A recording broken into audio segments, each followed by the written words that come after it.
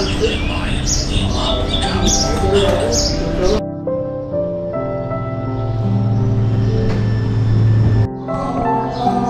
বন্ধুরা, বাগবাজারের এই গৌড়ীয় মঠটি হচ্ছে একমাত্র গৌড়ীয় মঠ যেখানে এলে তোমরা দেখতে পাবে রাধা কৃষ্ণের বিগ্রহের সাথে মহাপ্রভু শ্রী চৈতন্যদেবের বিগ্রহ।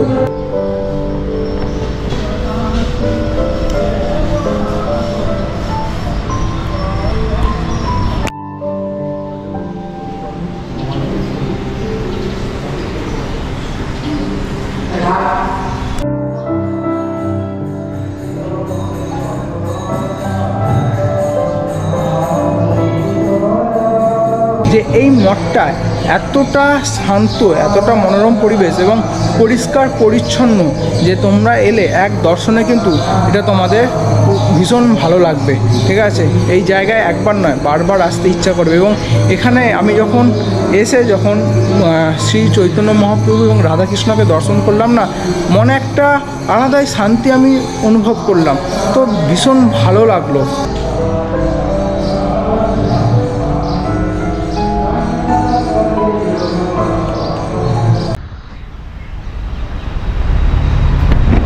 তো নমস্কার বন্ধুরা, তোমরা সবাই কেমন আছো?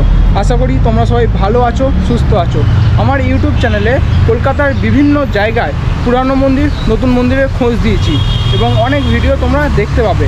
আজকে আমি যে মন্দিরের ভিডিও করতে চলেছি সেই মন্দিরটার একটা আলাদা বিশেষত্ব আছে, যেটা এই ভিডিওর মধ্যে দেওয়া থাকবে।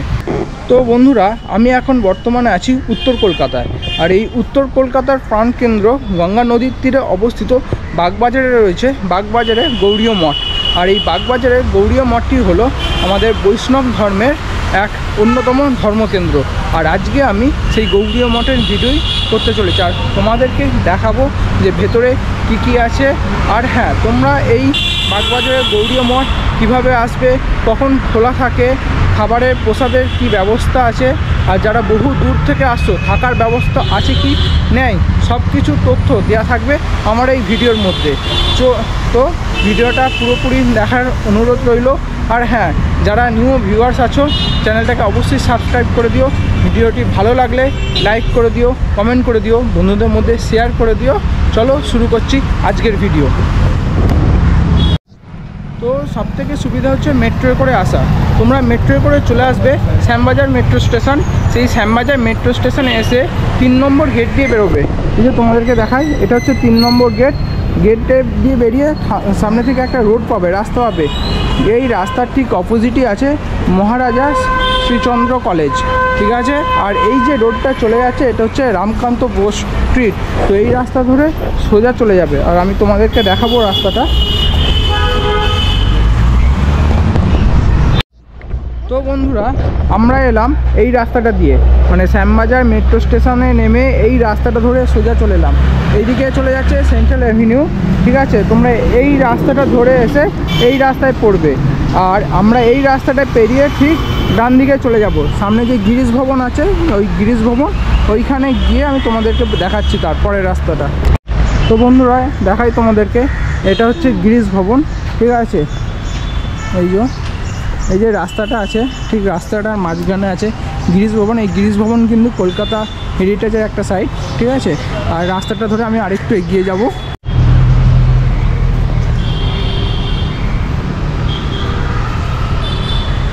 তো এই দেখো, এই যে গিরিশ ভবন, এই রাস্তাটা ধরে আমি সোজা এলাম। আর ঠিক একটুখানি এগিয়ে একটা রাস্তা বাঁদিকে চলে যাচ্ছে। তো আমি সেই রাস্তাটা ধরে বাঁদিকে চলে যাব। এই রাস্তাটা, এই যে বন্ধুরা তোমরা দেখতে পাবে সামনে গিরিশ মঞ্চের টিকিট ঘর আছে। ঠিক আছে, গিরিশ মঞ্চের টিকিট ঘরে ঠিক অপোজিট রাস্তাটা দিয়ে ঢুকে যাবে। সামনেই দেখতে পাবে শ্রী গৌড়ীয় মঠ।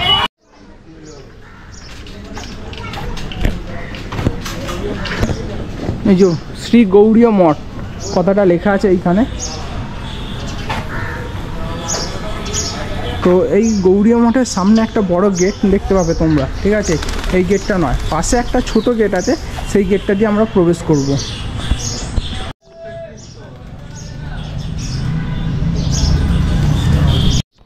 তো তোমরা এখানে এলেই তোমরা এই লেখাটা দেখতে পাবে শ্রী গৌড়ীয় মঠ বাগবাজার। ঠিক আছে, তো এই গৌড়ীয় মঠ সম্বন্ধে কিছু তথ্য এই জায়গায় কিন্তু দেওয়া আছে। তো চলো বন্ধুরা, এবার আমরা ভেতরে প্রবেশ করি।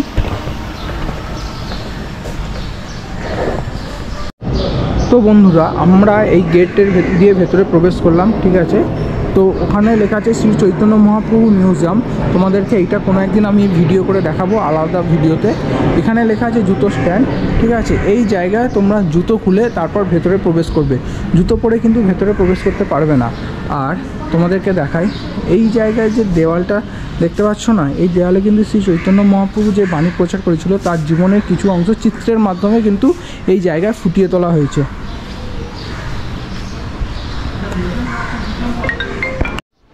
তো বন্ধুরা, আজকে আমি তোমাদেরকে এই বাগবাজার গৌরীয় মঠের যে মন্দিরটা আছে ভেতরে, সেই মন্দিরটা আমি তোমাদেরকে দেখাবো। আর এখানে যে শ্রী চৈতন্য মহাপ্রভু মিউজিয়ামটা আছে, এটা করে কিন্তু আমার আরেকটা আলাদা ভিডিও আসবে। সেই ভিডিওতে আমি পুরো পুরোটা এর ভেতরে কি আছে সেইটা আমি তোমাদেরকে দেখাবো। তো বাগবাজারের এই গৌরীয় মঠটি 1930 সালে শ্রী ভক্তি সিদ্ধান্ত সরস্বতী ঠাকুর এই মঠটি প্রতিষ্ঠা করেন। তো বরিশাল জেলার শ্রী জগবন্ধু মিত্র এই মন্দিরটার প্রতিষ্ঠার উদ্দেশ্যে বাগবাজারে গঙ্গা নদীর তীরে একখণ্ড জমি কিনেন এবং পরবর্তী সময় উনি এই মন্দিরটি ভক্তি সিদ্ধান্ত সরস্বতী ঠাকুরকে দান করেন। তো এই গেটটা দিয়ে আমরা ভেতরে ঢুকলাম, ঠিক আছে। তো ভেতরে প্রবেশ করে ঠিক ডান সাইডে পড়বে তুলসী মঞ্চ, আর বাঁ সাইডে পড়বে শ্রীলা জগবন্ধু ভক্তি রঞ্জন প্রভুর একটা মূর্তি।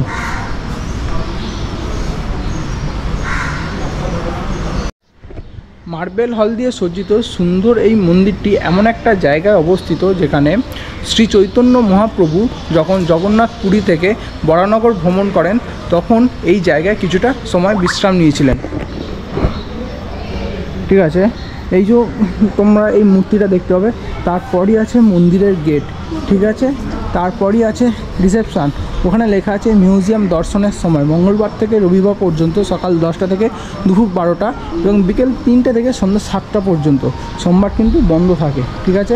তারপর টিকিট কাউন্টার, তোমরা যখন এই মন্দিরটা এই মিউজিয়ামটা পরিদর্শন করতে যাবে তোমাদেরকে কিন্তু 50 টাকা এন্ট্রি ফি, আর মুভি শোয়ের জন্য 30 টাকা, ঠিক আছে। আর তার পাশে আছে গ্রন্থ বিভাগ, তারপর বুক ডিপার্টমেন্ট, আর তারপরই আছে সংকীর্তন হল। তো এই সংকীর্তন হলের ভেতর দিক দিয়েও কিন্তু তোমরা গিয়ে মন্দির দর্শন করতে পারবে। আর হ্যাঁ, এখন কিন্তু মহাপ্রসাদ কোনো কিছু পাওয়া যাবে না, টাইমটা যেহেতু এখন বিকেল 4টে বেজে গেছে, তো সেই হিসেবে তোমরা প্রসাদ পাবে না। তোমরা যদি প্রসাদ নিতে চাও তো দুপুর 12টার মধ্যে তোমাদেরকে টিকিট কেটে নিতে হবে। এখানে কিন্তু 80 টাকা পার পার্সেন্ট মহাপ্রসাদের ভোগের, ঠিক আছে। তোমাদেরকে কিন্তু আগে থেকে টিকিটটা কেটে নিতে হবে প্রসাদে। আর এই জায়গাটা শুধু দেখো, এই যে দেখতে পাচ্ছ যে গেটের ভেতর দিকে ঢুকি ঠিক ডান দিকে খুব সুন্দর একটা তুলসী মঞ্চ আছে, দেখো।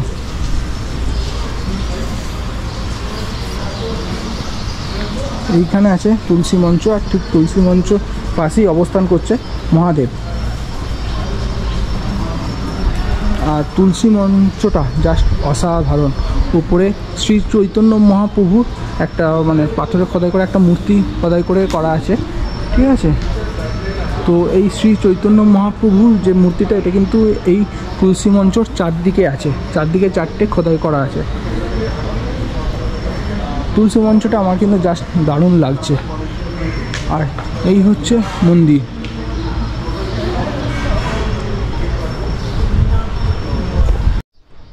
তো এই বাগবাজার গৌরীয় মঠের যে মন্দিরটা, যে কালারটা না, এই যে ইয়েলো কালারটা, এই কালারটা কিন্তু দারুণ ফুটেছে এবং এই হলুদ কালারের জন্য এই মন্দিরটা কিন্তু অসাধারণ লাগছে।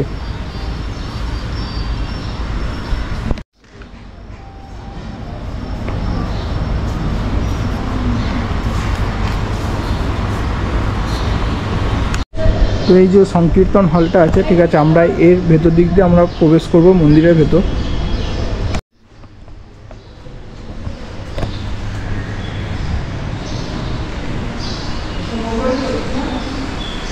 ঠিক আছে, মূল মন্দির হচ্ছে ওইদিকে, আর এটা হচ্ছে নাট মন্দির টাইপের, ঠিক আছে। এটা একটা নাট মন্দির, আর ওখানে লেখা আছে সারস্বত সদন সদন, এই ভবনটার নাম, সংকীর্তন হলটার নাম, ঠিক আছে।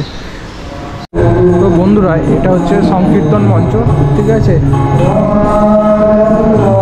আর এই উপরের যে এটা দেখতে পাচ্ছ, তো ভক্তরা যাতে উপরে দাঁড়িয়েও এই সংকীর্তনটা দেখতে পারে তার জন্য কিন্তু ব্যবস্থা করা আছে।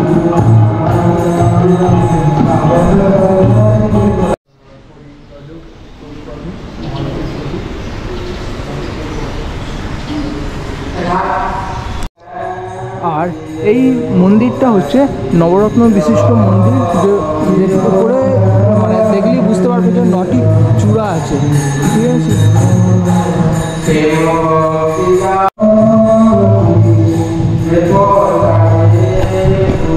তো বন্ধুরা, বাগবাজার গৌড়ীয় মঠে যে মন্দিরটা দেখাচ্ছি, এই মন্দিরটা হচ্ছে মূল প্রধান মন্দির, ঠিক আছে। এবং এই মন্দিরটার নাম হচ্ছে শ্রী গৌর রাধা বিনোদানন্দ জিউর মন্দির।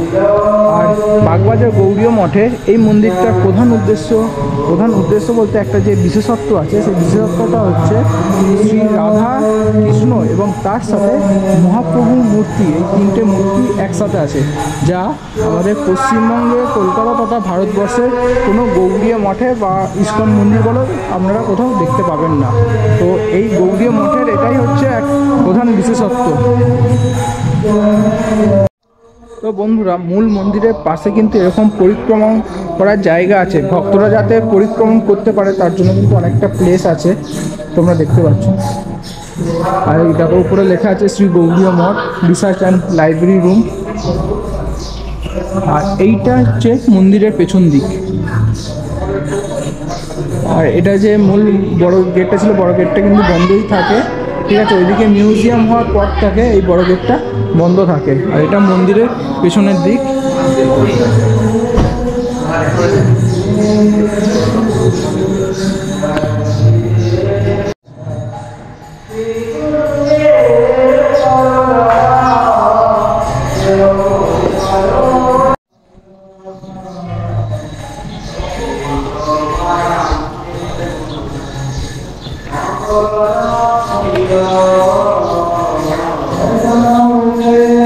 আর এদিকে কিন্তু বৃদ্ধাশ্রমেরও ব্যবস্থা আছে, ঠিক আছে। এই যে বৃদ্ধাশ্রম, গৌড়ীয় মিশন বৃদ্ধাশ্রম, ওল্ড এজ হোম।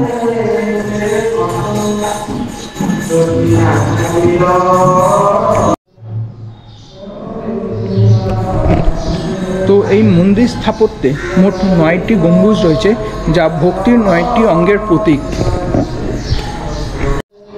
তো বন্ধুরা, এই মূল মন্দিরে যে সবচেয়ে উঁচু গম্বুজটা রয়েছে, সেই উঁচু গম্বুজের ওপর, ঠিক আছে, অচিন্ত ভেদাভেদ সিদ্ধান্তের প্রতীক বিজয় পতাকা উঠছে এবং তার সাথে রয়েছে সুদর্শন চক্র। তো বন্ধুরা, বাগবাজারের এই গৌড়ীয় মঠটি হচ্ছে একমাত্র গৌড়ীয় মঠ যেখানে এলে তোমরা দেখতে পাবে রাধা কৃষ্ণের বিগ্রহের সাথে মহাপ্রভু শ্রী চৈতন্যদেবের বিগ্রহ। তো 3টে বিগ্রহ একসাথে আছে, ঠিক আছে। আর এই বাগবাজারের গৌড়ীয় মঠে এলে তোমরা আরেকটা জিনিস লক্ষ্য করবে যে এই মঠটা এতটা শান্ত, এতটা মনোরম পরিবেশ এবং পরিষ্কার পরিচ্ছন্ন যে তোমরা এলে এক দর্শনে কিন্তু এটা তোমাদের ভীষণ ভালো লাগবে, ঠিক আছে। এই জায়গায় একবার নয়, বারবার আসতে ইচ্ছা করবে। এবং এখানে আমি যখন শ্রী চৈতন্য মহাপ্রভু এবং রাধাকৃষ্ণকে দর্শন করলাম না, মনে একটা আলাদাই শান্তি আমি অনুভব করলাম, তো ভীষণ ভালো লাগলো।